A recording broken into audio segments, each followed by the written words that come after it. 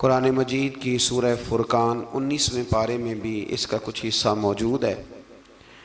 19वें पारे में अल्लाह तबारक व तआला ने आयत नंबर 30 से कुफ़ार के कुरान मजीद की तरफ तवज्जो न करने पर आप सल्लल्लाहु अलैहि वसल्लम को तसल्ली इरशाद फरमाई है कि ऐसा हर नबी के साथ हुआ है और हिदायत अल्लाह ताला के ही इख्तियार में। फिर आयत नंबर 32 में कुफ़ार के इस एतराज़ का ज़िक्र हुआ कि पूरा कुरान पाक एक ही वक्त में नाजिल क्यों नहीं हुआ। ये भी उनका एतराज़ था। कुरान ने बताया कि आहिस्ता आहिस्ता तदरीजन नुज़ूल में हिकमत ये है कि वही के तसलसल के ज़रिए नबी करीम अलैहिस्सलाम का अल्लाह ताला से ताल्लुक़ कायम रहे और आपके दिल को करार और सुकून नसीब होता रहे। आयत नंबर 33 में कुफ़ार के इस एतराज़ का मस्कत जवाब देने का बयान फरमाया गया है। दलाइल के साथ इसका बड़ा मस्कत, बड़ा मुदल्लल अल्लाह करीम ने जवाब इरशाद फरमाया। आयत नंबर 35 से हज़रत मूसा का जिक्र फरमाया, फ़िरौन की नाफरमानी, कौम नूह, कौम आद, कौम समूद और कौम लूत के तबाह होने का फिर से यहाँ अल्लाह करीम ने जिक्र फरमाया। एक बात यहाँ पे अर्ज़ कर दूँ, जब से ये जिक्र शुरू हुआ है ना इन सारी कौमों का, तो इशारतन बहुत सारे पारों में बार बार जिक्र आया है, बार बार जिक्र आया है। हमारे यहाँ एक बात 2-3 दफ़ा की जाए तो लोग कहते हैं कि ये तो मैंने पहले भी सुनी। कुरान मजीद ये हिकमत इरशाद फरमाता है कि जब तक लोग मान न जाएं और जब तक उस बात से पूरी इबरत ना हासिल कर लें, उस बात का बयान बार बार करना भी गलत नहीं होता। फ़ायदे से खाली हज़रत आदम और जनाब हव्वा का एक वाक़या है और 7 मरतबा कुरान पाक ने बयान किया। लेकिन मज़े की बात यह है कि जहाँ भी आप पढ़ेंगे नई दिलचस्पी नज़र आती है।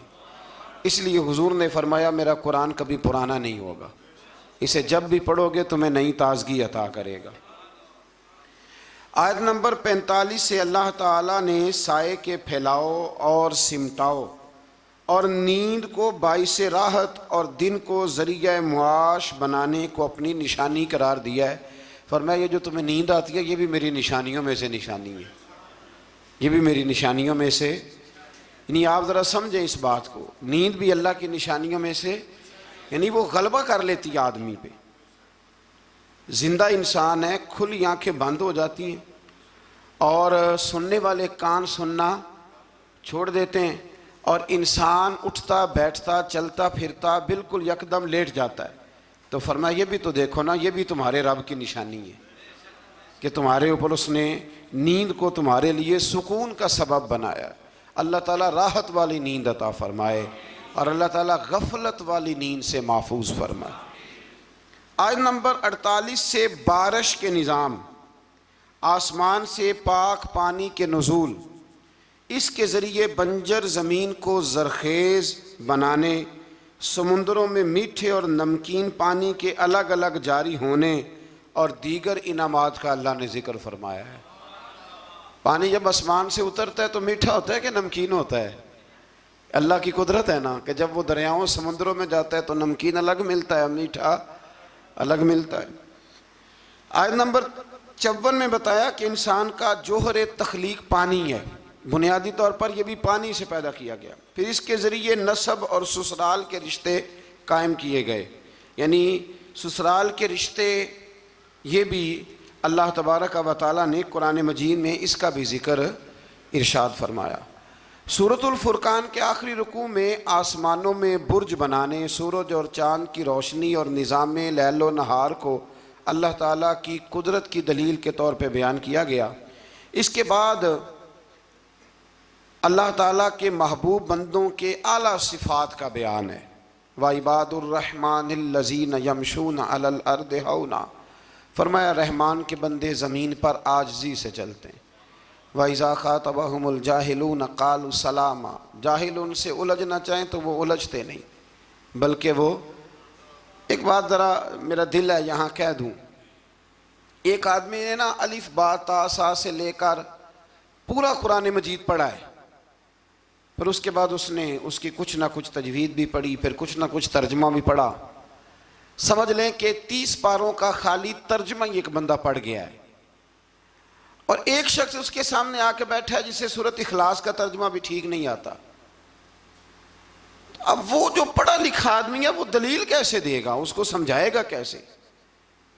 इसलिए कि उसकी सोच ही नहीं है, उसको पता ही नहीं है। शेख सादी फरमाया करते थे कि अनपढ़ इंसान के सामने किताब और ईंट बराबर होती है, इसलिए कि ना वो किताब को पढ़ सकता है और ना वो ईंट को, तो उसके लिए तो बराबर है। अनपढ़ बंदे को मसला समझाना और किसी बेवकूफ़ को बात समझाना और फिर उससे अगली बात, कुछ लोगों ने कुछ चीज़ों का जायका चखा होता है, उनको इत्मीनान कल्बी नसीब हुआ होता है, कुछ लोग बिल्कुल उससे नाआशना होते हैं। अब वो जो नाआशना बंदा है ना, वो बहस करता है, वो कहता है जी किस तरह हो सकता है, ये मतलब हो कैसे सकता है, मुमकिन कैसे? जब तक इंसान माँ बाप से प्यार नहीं करता तो माँ बाप की मोहब्बत की चाशनी की उसे खबर नहीं होती, और जब तक उसके बच्चे नहीं होते मोहब्बत पिदरी और माँ की ममता, इन दोनों चीज़ों की उसे खबर नहीं होती। तो इसलिए अल्लाह के बंदों ने फिर इन लोगों से बहस नहीं की। बहुत सारे लोग ऐसे हैं जो कहते हैं कि मैं उस चीज़ को समझूं जिसको वो समझ सकते नहीं, इसलिए कि एक शख्स ने 8 साल लगाए, 10 साल लगाए। कुरान मजीद की तफसीर से पहले बहुत सारी इमदादी कुतब हम बच्चों को पढ़ाते हैं, बहुत सारी चीज़ें समझने के लिए। तो जुहला बहस करते हैं, बहस ना करें। और जब आपको पता चल गया सामने वाला जाहिल है, तो फिर अगर आपने बहस की तो इसका मतलब है कि आप बेवकूफ़ हैं, आपने ये गलत काम किया। तो अल्लाह के बंदे कभी भी जाहिल आदमी से बहस नहीं करते। और आगे फरमाया वल्लज़ीना यबीतूना लिरब्बिहिम सुज्जदन व क़यामा, फरमाया वो रातें अपने रब के लिए सजदे और क़याम में गुजारते हैं। और सारी रात इबादत करने के बाद भी सवेरे वो ये नहीं कहते मैं इबादत गुजारूँ, वल्लज़ीना यक़ूलूना रब्बना अस्रिफ़ अन्ना अज़ाब जहन्नम इन्ना अज़ाबहा काना गरामा। सवेरे उठ के कहते हैं अल्लाह हमें जहन्नम के अज़ाब से महफूज रखना, बेशक तेरा अज़ाब गले में अड़ जाने वाला है। गरामा, ए अल्लाह तेरा अज़ाब गले में अड़ जाने वाला है, ए अल्लाह हमें उससे निजात अता फरमा। यानी वो रात सारी इबादत करके भी सुबह अपने रब से माफ़ी का सवाल ही करते। अल्लाह अकबर। फिर इससे आगे सूरत शुअरा शुरू होती है। इस सूरत की आयत नंबर 224 में शुअरा का जिक्र है, इसलिए इसका नाम शुअरा रखा गया है। आयत नंबर 7 में अल्लाह ताला ने ज़मीन से मुख्तलिफ़ किस्म के पौधे के उगाने को अपनी कुदरत की निशानी बताया। इसी सूरत में एक बार फिर हज़रत मूसा अलैहिस्सलाम के फ़िरौन के पास जाके दावत हक़ देने का जिक्र फरमाया। ये कई दफ़ा सुन चुके हैं ना आप, कुरान मजीद ने फिर बयान फरमाया है, फिर बयान फरमाया। ये तकरार फ़ायदा मंद होती है। अल इल्म बित तकरार, हमारे जो सरफ नाव के असातिज़ा है वो कहते हैं कि तकरार से इल्म आता है, यानी बार बार किसी बात के बयान करने से वो बात याद हो जाती। एक साहब मुझे कहने लगे कि फ़लाने अल्लामा साहब की तकरीरें मुझे याद हो गई हैं सारी। मैं क्या चल 2-3 सुना विचों, लेकिन सुना सकते। तकरार फ़ायदेमंद होती है, अगर काम की चीज़ की तकरार हो तो उसको बार बार समझना चाहिए।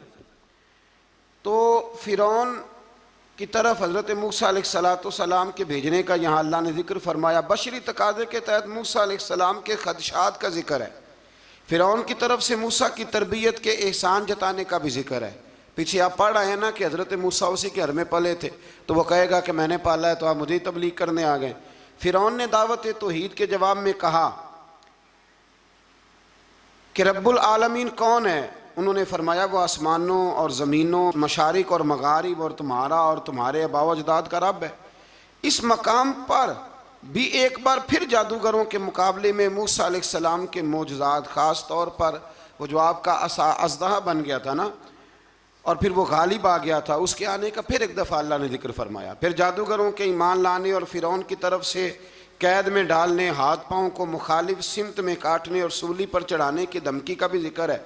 फिर इस बात का बयान है कि मूसा अलैहिस्सलाम बनी इसराइल को लेकर गए, सामने समुंदर था, पीछे फ़िरौन था और इसके पैरोकारों का ताक़ुब भी था। अल्लाह के हुक्म से मूसा अलैहिस्सलाम की लाठी की ज़रब से समुंदर भी फट गया, बनी इसराइल के रास्ता बना, वो सलामती के साथ समुंदर पार चले गए। फ़िरौन अपने लाओ लश्कर समेत समुंदर में गर्क हो गया। या मुफस्सिरीन ने एक और बात छेड़ी है, हज़रत मूसा अलैहिस्सलाम डंडा फेंकते हैं, वो अज़दाब बन जाता है और सारे जो उनके बड़े बड़े शाम थे जादूगरों के वो खा जाता है। हज़रत मूसा अलैहिस्सलाम डंडा मारते हैं, पत्थर से पानी निकल आता है। हज़रत मूसा वही डंडा मारते हैं तो समुंदर से 12 रास्ते बन जाते हैं। तो ये डंडा फ़िरौन को क्यों नहीं मारा उन्होंने?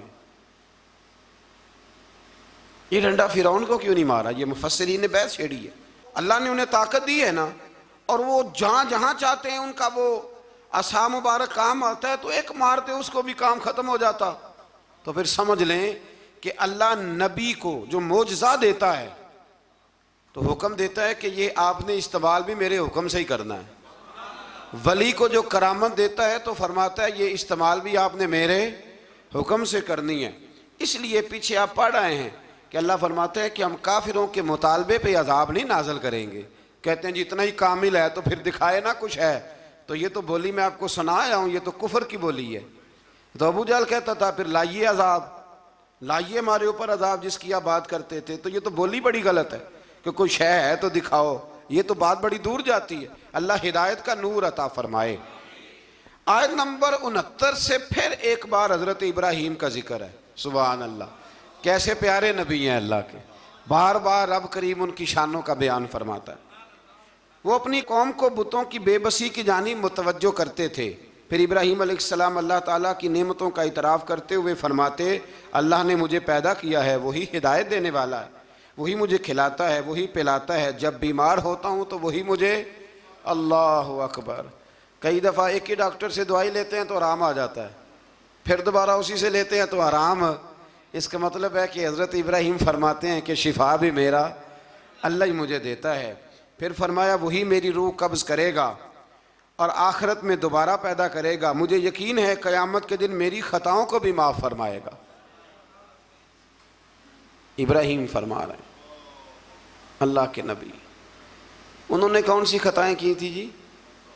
सारी ज़िंदगी अल्लाह की राह में जिहाद करते गुजर गई, फिर भी डर के दुआ मांगते हैं। संगियो गाफिल न बने, गाफिल हर वक़्त माफ़ी मांगना ये अल्लाह के बंदों का तरीका है। मेरे रसूल करीम अलैहिस्सलाम ने फरमाया मैं दिन में 100 दफ़ा अपने रब से इस्तिग़फ़ार करता। बार बार इस्तिग़फ़ार करें, बार बार उससे माफ़ी मांगें, वो माफ़ी मांगने वाले से बड़ा ही राज़ी होता है। अल्लाह तौफ़ीक़ अता फ़रमाए। ये अम्बिया का हमारे लिए तालीम है, ये तालीम उम्मत है, वरना उन्होंने कौन सी ख़ताएँ की। अल्लाह अकबर।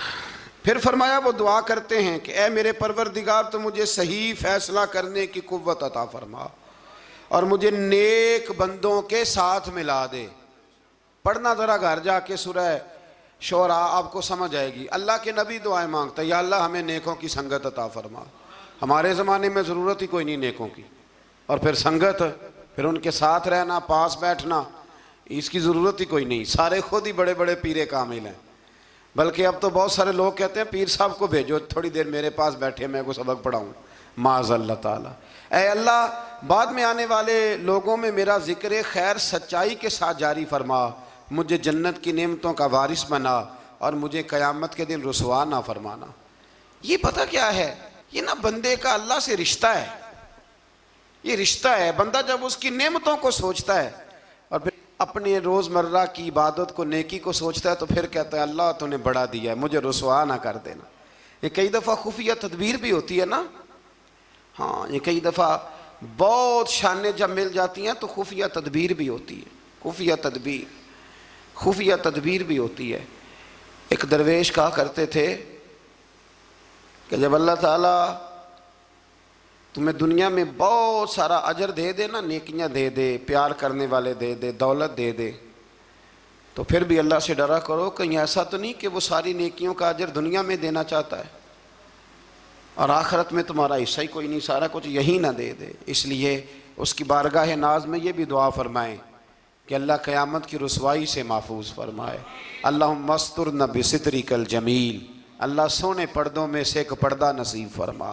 आयत नंबर 91 से मुत्तकीन और सरकश लोगों के साथ होने वाले सलूक का जिक्र फरमाया। एक ने सारी ज़िंदगी तकवा किया, एक ने सरकशी की, घोड़ों की तरह भागा, मर्जी की ज़िंदगी जिया। अल्लाह ने दोनों का जिक्र फरमाया और फरमाया गुमराह लोगों के जहन्नम में आपस में लड़ने और हर तरफ से नाउम्मीद होने और इनके दुनिया में वापस जाकर ईमान लाने की नामुमकिन ख्वाहिश है। यहाँ बड़े लोग कहते हैं जी अल्लाह चाहे और नेकोकारों को जो है वो माज़अल्लाह दोज़ख में डाल दे और हमें अल्लाह चाहे तो बख्श दे। जिसने उठती हुई जवानी में भी अपनी नज़र झुका के रखी और जेब में लाखों करोड़ों होने के बावजूद भी अपने रब की रिजा वाली बात की, और तू सारी जिंदगी गुजारे बेहयाई और फाशी में और दावे तो अजीब कर दे। अल्लाह बेनियाज ज़रूर है पर बेइंसाफ नहीं, बेनियाज ज़रूर है पर वो बेइंसाफ, ये समझ लें। हाँ, किसी को ये दावा नहीं करना चाहिए कि मैं नेक हूँ तो जन्नत मेरे नाम अलाट हो गई है, दुआ करनी चाहिए और उसकी बारगाह में माफ़ी चाहनी चाहिए। लेकिन ये जो गुनाहगार फिर दलेरों जैसी बातें करते हैं ना, इसका तो मामला ये है कि एक गुनाहगार ऊपर से सीना जोर, ये जुल्म है, ये जबर है, इससे बचें। हाँ, अगर कोई रब की रहमत का बाजू थाम के बात करेगा तो अल्लाह बड़ा ही करम फरमाने वाला है। आयत नंबर 105 से नूह अलैहिस्सलाम की दावत हक का जिक्र है। वो रसूल अमीन थे। सरकश लोगों ने कहा हम आप पर कैसे ईमान लाएं, आपके पैरोकार तो पसमानदा लोग हैं। ये नूह अलैहिस्सलाम की कौम का जरा अंदाज सुन ले। कहने लगे पसमानदा से गरीब से बंदे आपके कलमा पढ़ने वाले हैं, हम चौधरी हो के आपको मान जाएं, ये कैसे हो सकता है। फिर नूह अलैहिस्सलाम अल्लाह ताला से अपने और अपनी कौम के दरमियान आखिरी फैसले की दुआ मांगते हैं। अल्लाह ताला इनको और इनके पैरोकार मोमिनों को कश्ती के ज़रिए निजात अता फरमाता है और सरकश कौम तूफ़ान में डूब जाती। आयत नंबर 124 से हज़रत हूद अलैहिस्सलाम और इनकी कौम आद का जिक्र है। अल्लाह ताला ने इस कौम पर नेमतों की फरावानी की, चुपायों, औलाद और नहरी बागात की सूरत में फरमाई। उन्होंने मजबूत मकानात और बुलंद मकामात पर इशरत गाहें तामीर कर ली। आजकल भी फार्म हाउस नहीं बन जाते, जल्दी जल्दी से फार्म हाउस बन जाते। बेलाखिर नबी की तकजीम की बिना पर अल्लाह ने इस कौम को भी हलाक कर दिया। फिर आयत नंबर 141 से हज़रत सालेह अलैहिस्सलाम और इनकी कौम समूद की नाफरमानियों का जिक्र है। इन पर अल्लाह ताला ने नेमतों की फरामानी फरमा रखी थी। मीठे चश्मे, बागात, ज़रख़े ज़मीन की कसरत, पहाड़ों को तराश कर मकान बनाते थे। लेकिन जब उन्होंने नाकत अल्लाह यानी अल्लाह की ऊँटनी की बेहुरमती की तो इन पर आज़ाब नाजिल हुआ। तो जो नाकत अल्लाह की बेअदबी करे, अल्लाह की ऊँटनी की, उस पर अज़ाब नाजिल होता है। तो जो रसूलुल्लाह की बेअदबी करे और जो औलिया अल्लाह की माज़ अल्लाह बेअदबी करे, उसका क्या हौल होगा। अल्लाह ताला हिदायत का रास्ता नसीब फरमाए। आयत नंबर 160 से लूत अलैहिस्सलाम और इनकी कौम का जिक्र है। इस कौम की बदआमालियों का जिक्र है कि वो हलाल बीवियों को छोड़कर गैर फितरी तरीके से अपनी जिनसी ख्वाहिश पूरी करते थे, गुनाह के अड्डे आबाद करते थे। लूत अलैहिस्सलाम की बीवी भी उनके हम ख्याल थी। बेलाखिर अल्लाह ताला ने इस कौम को भी तबाह व बर्बाद किया। फिर शुएब अलैहिस्सलाम और इनकी कौम का जिक्र है। ये लोग असहाबुल ऐका कहलाते थे। ये लोग लेन देन के वक्त नाप तोल में डंडी मारते थे। इनकी सरकशी का यह आलम था कि नबी से कहते अगर आप सच्चे हैं तो हम पर आसमान क्यों नहीं फट पड़ता।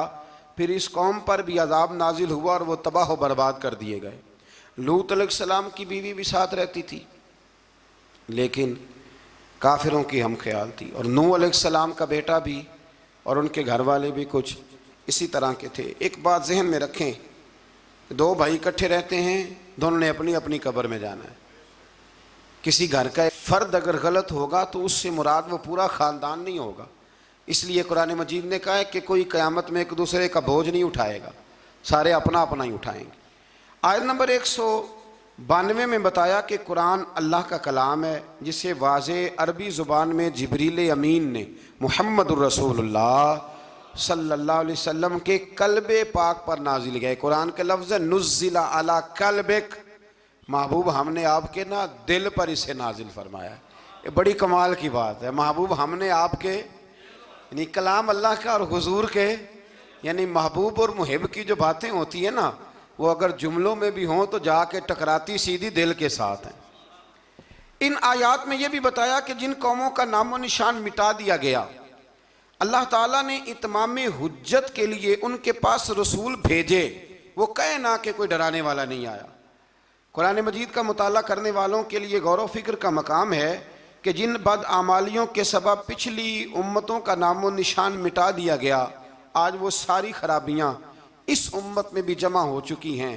वो सारे गुनाह लूत अलैहिस्सलाम की कौम जो काम करती थी वो आज यहाँ नहीं हो रहा, वो यहाँ नहीं हो रहा। अल्लाह तबारक व तआला माफ़ फरमाए। लोग समझते हैं कि शायद रब करीम मस्जिदों में तो देखता है, माज़अल्लाह तो होटलों के बंद कमरों में वो नहीं देखता, और हमारी ख्वाबगाहों में और फार्म हाउस में और वो दूर दराज देहातों में जो हमने कोठियाँ तामीर की हैं उसके अंदर जो हम गुल गुब्बारे करते हैं तो उन्हें नहीं देखता। वो सारे काम जो लूत अलैहिस्सलाम की कौम करती थी, जो नूह अलैहिस्सलाम की कौम करती थी, वही मजाक जो हज़रत नूह की कौम करती थी ना, कि ये चंद माड़े माड़े लोग आपके साथ हैं। बहुत सारे मैंने वडेरों को आज उलमा और मशाइख का इस तरह मजाक उड़ाते देखा है। ये 4 बंदे छोटे छोटे आपके साथ हैं।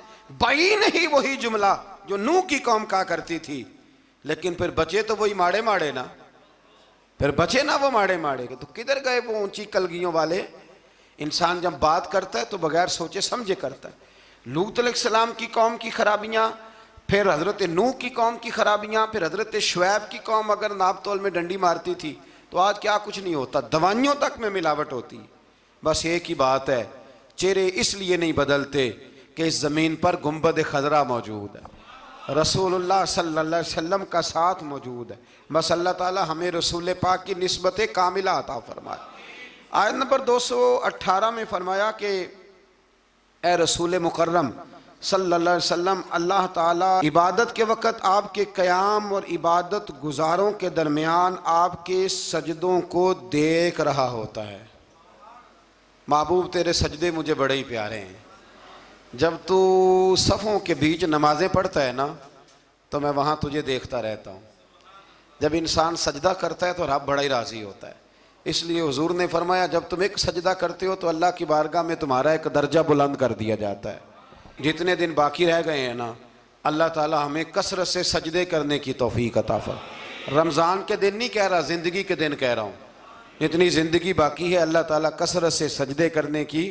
हज़रत अबू फातिमा रज़ी अल्लाह ताला अन्हु फरमाते हैं कि हुजूर ने मुझसे फरमाया था, अबू फातिमा जन्नत में मुझसे मिलना चाहते हो? मैंने कहा हुजूर हाँ। फरमाया फिर सजदे ज़्यादा करके आना, सजदों की दौलत तुम्हारे पास ज़्यादा होनी चाहिए। फिर आगे शुरू होती है सूरह नमल। नमल कहते हैं चींटी को। ये चींटी के नाम पर अल्लाह ने सूरत रख दी। पीछे मैं आपको बहुत सारी सूरतों के नाम याद करा आया हूँ। एक सूरह नहल भी हमने पढ़ी थी। तो अल्लाह तबारक व तआला ने इस सूरत में कुरान करीम की हक्कानियत, मोमिनीन की सिफ़ात, मुख्तलिफ़ अम्बिया के अहवाल, अल्लाह ताला की तौहीद पर दलाइल, क़यामत की हौलनाकियाँ और हयात बादल मौत का ज़िक्र फरमाया। इस सूरत की इब्तदाई आयात में एक बार फिर हज़रत मूसा अलैहिस्सलाम के अहवाल और मोजज़ात का बयान है। आयत नंबर 16 से सुलेमान अलैहिस्सलाम का जिक्र है। वो दाऊद अलैहिस्सलाम के वारिस थे, बेटे थे, और इन्हें परिंदों की बोलियां सिखाई गईं। जिन्नात और इंसानों के लश्कर का एक फ़ौजी डिसिप्लिन के साथ इनके पास हाज़िर रहते थे। वो जो उनका लश्कर था ना, उसमें इंसान भी थे, जिन भी थे, और उसके अंदर परिंदे भी थे। उनका लश्कर था, वो हमेशा उनके पास रहते थे। हज़रत सुलेमान अलैहिस्सलाम गुज़र रहे थे तो एक मकाम से आप गुज़रे जहाँ चींटियाँ बड़ी कसरत के साथ थी। तो एक चींटी जो उन चींटियों की सरदार थी, उन चींटियों की बड़ी थी, और मुफस्सिरीन किराम ने यह भी लिखा है कि वो थी भी, एक आँख उसकी कोई नहीं थी, एक टांग उसकी कोई नहीं थी, लेकिन इस हाल में भी वो चींटी जो थी वो चींटियों की क़यादत कर रही थी। तो हज़रत सैयदना सुलेमान अलैहिस्सलाम का लश्कर जब वहाँ से गुज़रा तो वो कहने लगी, या अय्युहन नमल उदखुलू मसाकिनकुम, कहने लगी चींटियों अपने बिलों में घुस जाओ। कहीं ऐसा ना हो कि सुलेमान अलैहिस्सलाम का लश्कर बेदहानी में, सुलेमान का लश्कर तवज्जो ना करे और तुम्हें पाँव के नीचे मसल दे। लिहाजा इस तरह करो कि तुम अपने अपने बिलों में घुस जाओ। हज़रत सुलेमान अभी 3 मील दूर थे। तमाम मुफस्सिरीन ने लिखा है 3 मील दूर थे। तो वहाँ से चींटी बोली तो कुरान कहता है कि हज़रत सुलेमान उसकी बात सुन के हंस पड़े। फतबस्सम दाहिका, आप उसकी बात सुन के हंस पड़े कि देखो ये चूंटी क्या कह रही है, ज़रा गौर करना बात पर कि हज़रत सुलेमान 3 मील दूर फासले पर चूंटी की बात भी सुन लेते हैं। मौलवी ने कुरान की आयत पक्की याद कर लिया, अना बशरुम मिसलुकुम, कहते हैं हुजूर ने कहा मैं तुम्हारी तरह का बशर हूँ। नबी हमारी तरह होते हैं जी, तो वो तो 3 मील दूर चींटी की आवाज़ सुन लेते थे। इसके कान में चींटी रखो भला, इसे कहो कि बता भला क्या कहती है, कुछ बताएगा फिर दौड़ लगा देगा शायद। कान में रखो इसको, कहो बता चींटी क्या कहती। और अगर ये लफ्ज़ ना होते कुरान के कि जब उन्होंने सुना तो हंस पड़े, ये जुमले ना होते तो शायद इसको भी ना मानते। लेकिन हज़रत सुलेमान ने सुनी चींटी की बात। और अब अगली बात कहने लगा हूँ, बड़े खूबसूरत लफ्ज़ लिखे हैं मुफस्सिरीन ने, फरमाते हैं देखो एक चींटी ने एक जुमला बोल के, एक चींटी ने एक जुमला बोल के अपने कबीले की खैर खाई की, तो रब ने उसका जुमला भी कुरान में बयान फरमा दिया। तो जो सारी ज़िंदगी लोगों को जुमले बोल बोल के कहे रब रसूल की तरफ आ जाओ, तो अल्लाह क़यामत में उसकी बात को कायम नहीं फरमाएगा। जो भी किसी की खैर खाई करे वो एक जुमला बोल के करे, और हो भी चींटी, तो अगर अल्लाह उसका जिक्र कुरान में बाकी रखता है, तो मैं और आप अगर किसी की खैर खाई करेंगे तो इंशाअल्लाह जिक्र बाकी रहेगा। शर्त यह है कि करें खैर खाई, खैर खाई करो किसी की, एक जुमला बोल के भी करो, चींटी भी हो तो अल्लाह कुरान में जिक्र बाकी फरमा देता है। तो अल्लाह तबारक व तआला ने इस बात का जिक्र कुरान मजीद में फरमाया। इस पर कई कुछ लिखा है। इसी तरह से एक बात और लिखी है हमारे मुफस्सिरीन ने कि हज़रत सुलेमान एक दिन ना इसी तरह निकले, कहत पड़ गया था, बारिश नहीं होती थी, तो हज़रत सुलेमान बाहर मैदान में निकले दुआ करने के लिए, खुश्क साली थी। तो जब आप गए तो एक चींटी अपने पर फैला के दुआ मांग रही थी। तो रब करीम ने फरमाया सुलेमान आप वापस चले जाएं, बारिश आ जाएगी पर आएगी चींटी की दुआ पे। तो हज़रत सुलेमान ने अर्ज़ की मौला मैं भी तो इतना लश्कर लेके आया हूँ ना, तो चलो हमें भी दुआ कर लेने दे, तू चींटी की दुआ पे बरसा देना पर दुआ कर लेने दे। फरमाया नहीं आप वापस जाएं, दुआ ना मांगे। या अल्लाह क्यों? फरमाया चींटी का दिल टूट जाएगा, वो तो कहेगी कि ये सुलेमान के लश्कर दुआ पे फिर बारिश आई है। तो आप ना करें ताकि उसके दिल में ये बात रहे कि नहीं मेरे रब ने मेरी दुआ पे बारिश फरमाई है। आप जाएं, आज बारिश आएगी पर आएगी चींटी की दुआ पे। तो जो चींटी बारिश की दुआ करे कौम के लिए, अल्लाह अगर उसका जिक्र कायम रखता है, तो जो अपनी कौम के लिए हिदायत की दुआ करे। और कभी कभी गर्दन झुका के देखा करो कि दिल में रसूलुल्लाह की उम्मत का दर्द कितना है। अगर कहीं हुजूर की उम्मत का दर्द है तो फिर इंशाअल्लाह जिक्र क़यामत तक बाकी रहेगा। फिर इंशाअल्लाह क़यामत तक आने वाली नस्लें भी आपका जिक्र करेंगी अगर हुजूर की उम्मत का दर्द सीने में मौजूद है। इसी तरह से फिर हज़रत सुलेमान के लश्कर में ना एक हुदहुद नामी परिंदा भी था, लश्कर का कारकुन था परिंदा। हुदहुद गायब था। तो हज़रत सुलेमान कहने लगे किधर गया वो हुदहुद, नजर ना आ जाया सख्त सजा दूंगा। यहाँ तो कोई अच्छी खबर लाएगा, क्योंकि वो हुदहुद परिंदा जाता था तो खबरें ला के देता था, वरना सजा दूंगा। उतनी देर में हुदहुद भी आ गया। तो ये परिंदे जो कारकुन होते हैं बड़े सियाने होते हैं, कभी बंदा नाराज हो तो सही खबरें ले आते हैं। तो सही खबर लेके आ गया। आते ही आके बैठा तो उसने हज़रत सुलेमान अलैहिस्सलाम ने कहा कहाँ थे? अर्ज़ करने लगा हुजूर मैं मुल्क सबा गया था, वहाँ एक औरत हुक्मरानी करती है, उसका नाम बिल्कीस है, बहुत बड़े तख्त पे बैठती है, 80 गज उसका तख्त लंबा है, 40 गज चौड़ा है, और शायद 80 मान के 80 टन उसका वज़न है। तो हुजूर वो सूरज को पूछते हैं। तो हज़रत सुलेमान ने फ़ौरन ख़त लिखा, फरमाया जाके उसे मेरा ख़त दे दो कि यहाँ तो कलमा पढ़ के हमारी फरमा बरदार बन जाए, वरना तैयार हो जाए। जो अल्लाह के गैर को पूछते हैं हम उनके ख़िलाफ़ जंग करेंगे। वो जब लेके गए ना ख़त, ये हुदूद गया तो वो मीटिंग कर रही थी, उसके वज़ीर मशीर सारे बैठे थे। इसने जाके ख़त फेंक दिया मलका बिल्कीस की झोली में। उसने ख़त पढ़ा तो डर गई, वज़ीरों को बुलाया। हज़रत सुलेमान, कुरान कहता है हज़रत सुलेमान ने कहा था ख़त फेंक के ना तो साइड पे होके सुनना वो क्या कहते हैं। बंदों के लिए मना है, परिंदों के लिए जायज़ है। बंदों के लिए मना है साइड पे होके सुनना। हाँ, जिसकी जासूसी की ड्यूटी हो, कुफर की जासूसी की, उस बंदे के लिए भी जायज़ है। तो यहाँ एक तो वो परिंदे थे, दूसरा कुफर की जासूसी कर रहे थे। साइड पे होके सुनने लगे तो मलका बिल्कीस कहने लगी अब क्या करना है, ये खाता आया है। तो वो कहने लगे हम तैयार हैं, आप हुक्म करें, हम लड़ने को तैयार हैं, लड़ेंगे। वो कहने लगी नहीं, तेजी ना दिखाओ। कुरान मजीद कहता है कि वो कहने लगी जब लड़ाइयाँ होती हैं तो शहर तबाह होते हैं, मुल्क खंडर बन जाते हैं, लड़ाई मसले का हल नहीं है। उन्होंने कहा कि मैं नबी हूं। एक दफा आजमा लेते हैं कि नबी हैं कि नहीं, माज़अल्लाह आजमा लेते हैं। कहा कैसे? कहने लगी तोहफे ताए बेचते हैं, अगर माल पर दिल ललचा गया तो फिर नबी नहीं बादशाह है, और अगर माल पर दिल ललचाया ना तो फिर अल्लाह के कामिल बंदे। ये फ़र्क उसने उस वक़्त बयान किया। उसने 500 कनीज़ें, 500 गुलाम, बड़े शानदार लिबास पहना के, 500 घोड़ा बड़ा तगड़ा, उसके ऊपर माल व असबाब रख के तैयारी करा के हज़रत सुलेमान की तरफ भेजा। हुद पहले से खबर लेके आ गया, हुजूर उसने ये प्रोग्राम बनाया है। वो जब आया सारा कुछ तो हज़रत सुलेमान देख के जलाल में आ गए। फरमाने लगे उसे जाके कह दो तू मुझे क्या तोहफे भेजेगी, मेरे रब ने मुझे माला माल फरमाया हुआ है, उन्हें माला माल किया मेरे मालिक ने। जा उसे जाके कह तू क्या तोहफे देगी।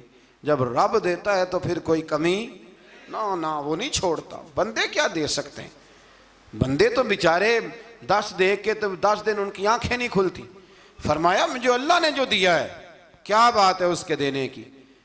तो फरमाया उसे कहो या फरमाबरदार होके आ जाए या जंग के लिए तैयार हो जाए, हम उसे उसके शहर से जलील करके निकाल देंगे।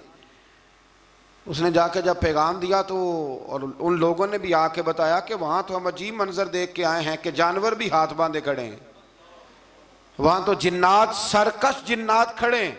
वो बादशाह नहीं, वो नबी हैं। वो जो 500 गुलाम और 500 कनीज़ें गई थी, हवाल सुनाया आके। तो मलका बिल्कीस ने फिर खत लिखा कि मैं फरमा बरदार होके आ रही हूँ। माना क्या है, मैं कलमा पढ़ने के लिए आ रही हूँ। तो हज़रत सुलेमान ने कहा भाई अब इस तरह करो, ज़रा फर्श बिछाओ। उन्होंने फर्श बिछाया, इस तरह का कि ऊपर फर्श था, नीचे मछलियाँ तैर रही थी, लग रहा था दरिया है। ड्यूटी लगा दी, जिन्नात ने बिछा दिया। उधर हज़रत सैयदना सुलेमान फरमाने लगे अब चूँकि मान के आ रही है तो उसे अपनी नबुव्वत की अलामतें भी दिखानी है। उसने तख्त बड़ा शानदार बनवाया था, और ख़वातीन में जो आदतें ख़वातीन वाली होती हैं वो जाती नहीं। वो 7 कमरों में ना पीछे अपना तख्त रख के तो 7 दरवाजे बंद करके आई। उस ज़माने में एक रिवाज था, वो जुलेखा ने भी 7 दरवाजे मुकफ़ल के एक रिवाज था। एक कमरा, फिर कमरे के पीछे कमरा, फिर उसके पीछे कमरा, फिर उसके पीछे कमरा, और उसको बड़े मोटे ताले लगाए जाते थे। और फ़लसफ़ा ये था कि एक ताला तोड़ेगा कोई तो जब तक सिपाही आ जाएंगे, और अगर उसके तोड़ने तक ना आए तो दूसरे के तोड़ने तक आ जाएंगे, और उसके तोड़ने तक ना आए तो 7वें तक तो आ ही जाएंगे। ये उन लोगों का नफसियाती मामला था, सोच थी। 7 कमरों में मुकफ़ल करके ना वो निकली। तो हज़रत सुलेमान अलैहिस्सलाम कहने लगे भाई मुझे उसका तख्त चाहिए उसके आने से पहले, उसके आने से। इस वाक़े की क्या ज़रूरत थी कुरान पाक में, ये क्या हाजत थी, ये तख्त वाली सारी बात कुरान ने क्यों बयान की? पूछें आप अपने दिल से भी और इनकार करने वाले मुनकरीन से भी, इसकी क्या ज़रूरत थी? वो जो कहते हैं जी वली की करामत की क्या ज़रूरत है, सीधी सीधी नमाज़ पढ़ो, रोज़ा रखो, हज करो, ज़कात दो, तो पूछो इनसे एक सूरत नमल के अंदर इस सारी तफसील की क्या ज़रूरत थी? ख़त्म हो गई जब वो कलमा जो पढ़ रही है। तो फिर इस सारे वाक़े को रब क्यों बयान फरमाता है? हज़रत सैयदना सुलेमान फरमाने लगे तख्त चाहिए, और चाहिए उसके आने से पहले। काला इफरीतुम मिनल जिन, जिन्नों में से एक बहुत बड़ा जिन बोला, कहने लगा हुजूर आपका ये तख्त बर्खास्त होने से पहले ले आऊँगा। ये जो आप मीटिंग कर रहे हैं ना, या आप फैसले ख़त्म, कुछ ने लिखा सुबह से शाम तक मीटिंग होती है और उसको आने में पता नहीं कितने दिन लगेंगे, तो मैं ये बर्खास्त होने से पहले। और कुछ ने कह दिया आप शर्त क्यों लगाते हैं कि सुबह से शाम तक होती? उस जिन ने कहा दिया आप 10 मिनट में फारग हो जाएं, आप फारग होंगे तो तख्त आ जाएगा।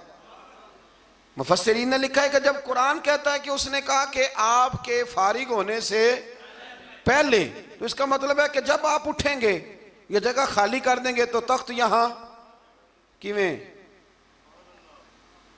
हजारों मील का फासला है, आ जाएगा। पर हवाई जहाज पे कार्गो करा के जी, DHL के जरिए। कैसे आएगा? वह आएगा तो बस आएगा तो हजरत सुलेमान की तो बादशाहत थी ना जमाने पे। फरमाने लगे नहीं नहीं तू लेट है, तू लेट है, तू हमें जानता ही नहीं। एट सेट ते पखड़ा कुआर गंदल, असी और भी बूटियां जानने आ, ये तू लेट है, अभी हमारी ताकत इससे ज्यादा है। बड़ी कमाल बात लिखी है लिखने वालों ने। एक मुफस्सिर ने लिखा है कि अभी हजरत सुलेमान ने गुलामों से मंगवाया है, अपनी बात कोई नहीं की। ये हाल है उनके गुलामों का, तो सरदार का आलम क्या होगा। हजरत सुलेमान कहने लगे भी जल्दी जाइए। काल अल्लज़ी इंदहु इल्मुम मिनल किताब अना आती का भी कबल अन यरतद्द इलैका तरफुक। तो उठा उनमें से वो जिसके पास किताब में से इल्म था, सारी किताब का भी नहीं, इल्मुम मिनल किताब, किताब। वो उठे जिनके पास किताब में से इल्म था, तो वो उठ के कहने लगे हुजूर मैं ले आऊंगा कब? आपके आंख झपकने से, नहीं आंख झपकने से। बंदा था जिन था, जिन की तो बात मानी नहीं उन्होंने। क्या कहा? आंख झपकने से, मैं आंख झपकने से पहले ले आऊंगा। तो हज़रत सुलेमान कहने लगे तू ठीक है चल ला फिर, ला फिर। आंख झपकने से बड़े ही नादान नहीं, फिर गुस्सा नहीं आता उन पे, फिर गुस्सा नहीं आता। मेरे शेख कामिल मुर्शद अकमल शेख बहरोबार हुजूर गौसे पाक जिलानी हजरत गौसे आजम यूं करके शागिर्दों को मुरीदों को सबक पढ़ा रहे थे, पढ़ाते पढ़ाते हाथ आगे किया, और जब हाथ वापस आया तो भीग गया था सारा। तो शागिर्द कहने लगे हुजूर ये क्या है? फरमाया तुम्हें नहीं समझ आएगी, छोड़ो तुम्हारे वाली बात नहीं। खासा दी गल आमा आगे नहीं मुनासब करनी, रहने दो तुम। कुछ वक्त गुजरा तो कुछ लोग आ गए, अभी क्लास खत्म नहीं हुई थी, कपड़े भीगे हुए हो। वो शागिर्द पहले ही मुंतजिर थे। कहा तुम्हें क्या हुआ? कहने लगे दरिया में जा रहे थे, अचानक हिचकोले आने लगे। तो हमने कोई किसी बेअमल का बाजू तो नहीं ना थामा, हम गौसे आजम के मानने वाले हैं। तो दरिया में कहा या शेख अब्दुल कादिर जिलानी शैय्यन लिल्लाह, अल्लाह के रास्ते में मदद करो। तो कहने लगे बस एक हाथ ही आया है, और यूं कश्ती खींच के बाहर निकाली है। तो अब वो शागिर्द सारे चुप कर गए, कहने लगे जवाब क्यों नहीं देते? उन्होंने कहा तुमने हाथ देखा है पहुंचता हुआ, और हमने हाथ देखा यहां से जाता हुआ। तुमने पहुंचता हुआ देखा है, तो हमने हजरत बहाउल्लाह नक्शबंद बुखारी, उनकी एक मुरीदनी थी, ऊपर चुबारे पे किसी ने उसकी इज्जत पे हाथ डाला, चुबारे पे ऊपर वाली मंजिल पे। उस मुरीदनी ने अपनी इज्जत बचाने के लिए छलांग लगा दी। जब वो नीचे गिर रही थी तो हजरत बहाउल्लाह नक्शबंद बुखारी पहुंच गए। नीचे कोई ऐसा बंदोबस्त कर दिया, कोई चारपाई बिछा दी, कोई ऐसा जिस पे वो आके आराम से गिरी और बच गई। हजरत साहब की तरफ देख के कहने लगी हुजूर आप कब आए?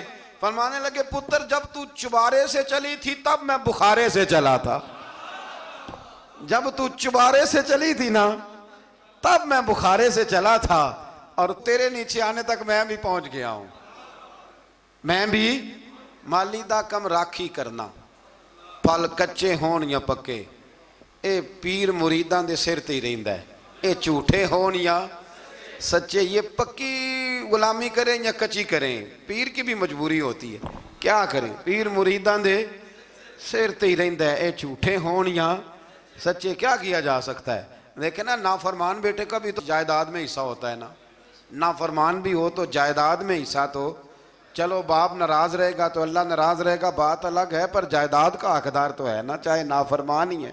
पीर मुरीदां दे सिर ते ही रहिंदा है, ये झूठे होण या। फिर वो तख्त आ गया तो हजरत सुलेमान से पूछा ये क्या है? काला हाजा मिन फजल रब्बी।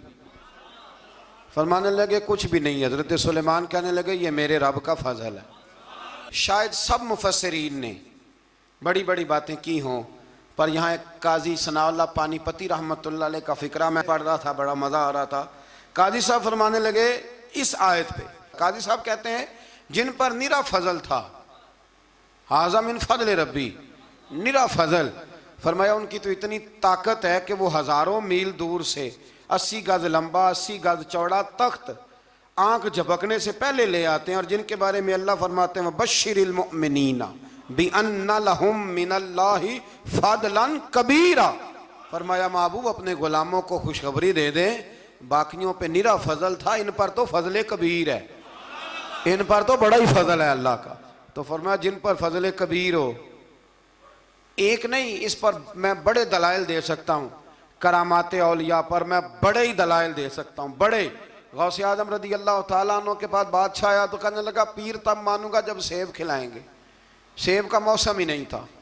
तो हजरत साहब आते ही उसे कहने लगे अब तू मेरी विलायत को सेबों पे तो ना तोल, अब सेब खिलाए तो वली या ना खिलाए तो वली कोई नहीं, ये तो अब मेरी विलायत को सेबों पे तो ना तोल।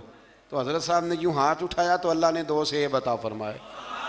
तो वहाँ जुमला है हुज़ूर गौसे आज़म का, फरमाने लगे अगर अल्लाह हजरत मरियम सलामुल्लाह जो बनी इसराइल की वलिया हैं, वली है ना, वो नबी तो नहीं ना, औरत नबी नहीं हो सकती। फरमाया अगर अल्लाह उन्हें बगैर मौसम के फल दे सकता है, मैं तो मोहम्मद अरबी का नौकर हूँ।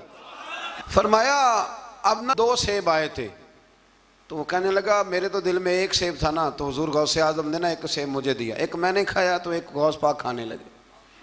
कहते हैं मैंने वो मुँह में रखा, ज़रा तुर्श था, तो मेरे चेहरे का वो रंग देख के ना, असर देख के कि तलखी महसूस, तो गौसे आज़म कहने लगे मेरे वाला खा। तो 1 उन्होंने काट के टुकड़ा दिया, कहते खाया तो बड़ा मीठा था। तो मैंने कहा हुज़ूर आए तो दोनों ही गैब से हैं, तो आपके वाला मीठा है मेरे वाला कड़वा है। तो आप फरमाने लगे आए तो दोनों गैब से थे, पर एक को ज़रा जालिम के हाथ लग गए हैं ना, उसको तंबीह भी कर दी कि जुल्म से बाज आ जा, तंबीह भी कर दी। पर मैं हाथ जालिम के लगे इसलिए तुर्श हो गया, सियाना बन। 1 नहीं 20 दर्जनों, लेकिन पता नहीं क्यों लोग अड़ गए, पता नहीं क्यों कड़ के आ गए करामत औलिया के मामले में। बिल्कुल, और फिर किसी हदीस में ये नहीं आया कि इस ज़माने में वली होंगे तो इस ज़माने में वली नहीं होंगे। हुजूर ने फरमाया मेरी उम्मत कभी गुमराही पर जमा नहीं होगी। इकबाल कहते हैं औलिया क्या होते हैं, औलिया क्या हैं, जवासीसुल कुलूब। इकबाल कहता है वली का बहुत बड़ा वली तुमने देखना हो तो उसे देखो जो तेरे दिल का जासूस है। चलो ये मुश्किल बात है, मैं नहीं छेड़ता, लेकिन जो तेरे हाँ वो जसूसी करता है, पर करता है तेरे दिल की, वो तेरे दिल का जसूस होता है वली। और उस पर हुजूर की हदीस है, फरमाया इसकी फिरासत कल्बी से डर, ये अल्लाह के नूर से देखता है, डर इसकी फिरासत कल्बी से, अल्लाह तौफीक अता फरमाए। 12 इस वली का नाम था आसफ बिन बरखिया। आसफ बिन बरखिया जी हज़रत सुलेमान के वज़ीर थे। वो आई मलका बिल्कीस, और जब वो आई ना तो उसने देखा कि ये तो आगे सामने हज़रत सुलेमान बैठे हैं, और जो रास्ता है ना दरमियान में वो फर्श है कि दरिया है समझ नहीं आ रही। तो उसने ना अपना यूं करके ऊपर कपड़ा उठाना शुरू कर दिया कि नीचे पानी है। तो हज़रत सुलेमान कहने लगे चलती आ, नीचे कुछ भी नहीं।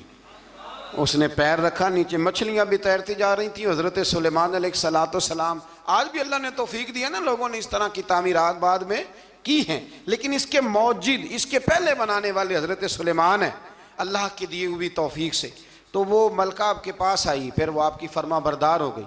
और बाद मुफस्सिरीन ने यह लिखा है कि उसने जब कलमा पढ़ा तो फिर उसका निकाह भी हज़रत सुलेमान से हुआ, ये भी बाद लोगों ने लिखा है। तो इस सारे वाक़े को कुरान मजीद ने बयान फरमाया है। फिर आयत नंबर 47 से कौम समूद का हज़रत सालेह अलैहिस्सलाम से बदशगुनी लेने का जिक्र है।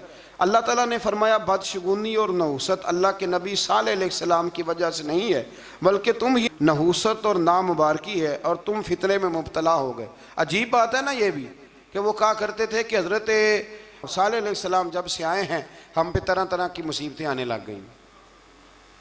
ये वो कौम कहा करती थी। आज भी कुछ लोग कहते हैं जी जब तक मैं गलत था ना तब तक मामला ठीक थे, अब मैं सही हो गया हूँ तो हालात। वो खुदा के बंदे, जब तू ठीक हुआ है तो रब तुझे कुंदन बनाना चाहता है।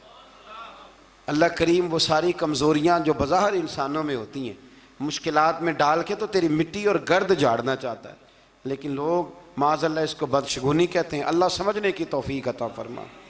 आज नंबर 54 से एक बार फिर लूत अलैहिस्सलाम की कौम की फहाशी और इसके नतीजे में पैदा होने वाली तबाही और बर्बादी का जिक्र है।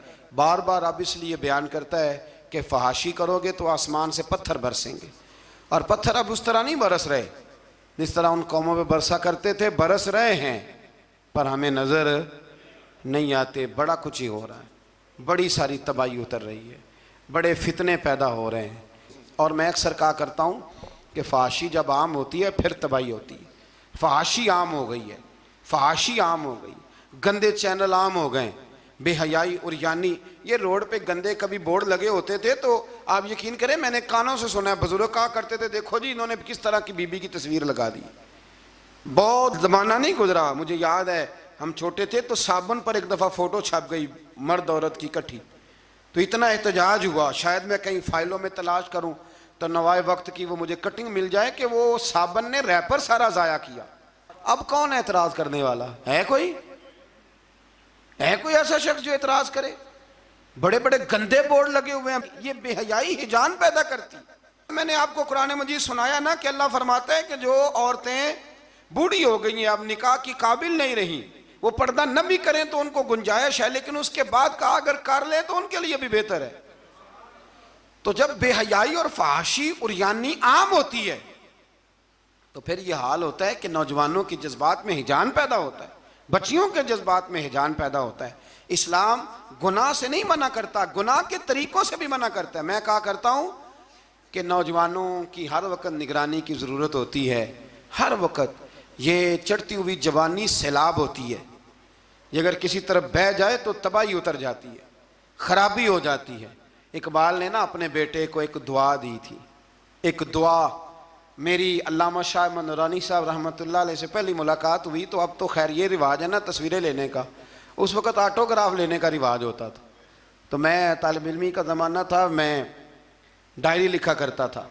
इससे पहले भी मुझे हज़रत एक दफ़ा ये शेर मैं पढ़ चुका था, सुन चुका था, तो मैंने उनके सामने ना ये किया आगे कुछ ऑटोग्राफ के लिए, तो उन्होंने मुझे ये इकबाल का शेर लिख के दिया, हया बाकी नहीं है ज़माने की आँख में, खुदा करे कि रहे तेरी जवानी बेदाग, खुदा करे कि रहे तेरी।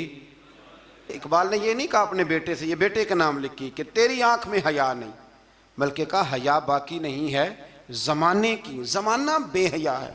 तो दुआ है कि हमारे बच्चों की जवानियाँ, और एक दफ़ा धब्बा लग जाता है ना जब, तो फिर शैतान एक दफ़ा रास्ता दिखाता है तो फिर मायल करता है, और फिर जो दूसरी तबाही है शादियों के लेट होने की, वो उससे बड़ी कबाहत है। कल भी मैंने कहा था, आज फिर कहता हूँ, खुदारा इस पर नज़रसानी करें। शरीयत हमें बड़ी आसान दी है ना, सोना ठंडा मीठा और प्यारा दीन अल्लाह ने हमें दिया है, जो अगर हम अमल करें तो कितना हमारे लिए आसान है। हमने अपने लिए मुश्किलात इकट्ठी कर ली हैं। अल्लाह ताला सब के हक़ में आसानियाँ फरमाए। और इसकी बुनियाद वही मामला है कि अगर बेहयाई को कंट्रोल किया जाए तो इस तरह के सारे वाक़यात को कंट्रोल किया जा सकता है। और अगर वो वाली सज़ाएँ दी जाएँ जो इस्लाम ने रखी हैं, इस्लाम ने रखी हैं, संसार करने वाली और चौक में संसार करने वाली, इसको रोड़े मारो। अगर शादीशुदा है तो चौक के अंदर इसे संसार करो, इसको भगाओ, पीछे से रोड़े मारो। अगर ये वाली सजा दी जाए तो निशान इबरत बन जाए। लेकिन हमारा कानून है ना, कहते हैं जी गुंजाइश नहीं इसमें, भाई अल्लाह रसूल का निज़ाम अमल करने के लिए गुंजाइश नहीं। अल्लाह तबारक व तआला हमें समझने की तौफीक अता फरमाए।